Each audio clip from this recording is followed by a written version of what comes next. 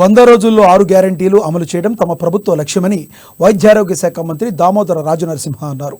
నారాయణఖేడ్ మండలం హనుమంతరావుపేటలో ప్రజాపాలన దరఖాస్తుల స్వీకరణ కార్యక్రమంలో మంత్రి పాల్గొన్నారు.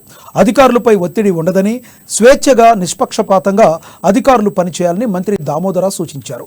ఈ కార్యక్రమంలో ఎమ్మెల్యే సంజీవరెడ్డి, జిల్లా కలెక్టర్ శరత్ తదితరులు పాల్గొన్నారు.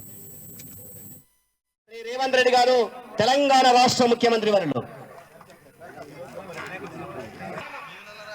సన్మాన కార్యక్రమం తర్వాత నిర్వహించుకుందాం. దయచేసి సహకరించాల్సిందిగా విజ్ఞప్తి. కార్యక్రమంలో తర్వాత సత్కరించి ఉన్నారు, వారికి కూడా ధన్యవాదాలు సార్. అదేవిధంగా మరొక నియోజకవర్గ special officer DFO sir Shri Sridhar Rao గారు, వారు కూడా గౌరవనీయ మంత్రివర్లకు సత్కరిస్తా ఉన్నారు. ఈ కార్యక్రమం ఈ రోజు హనుమంతరావుపేటలో జరుగుతున్నటువంటి ప్రజాపాలన సమస్యలన్నీ కూడా సత్వరమే పరిష్కారం.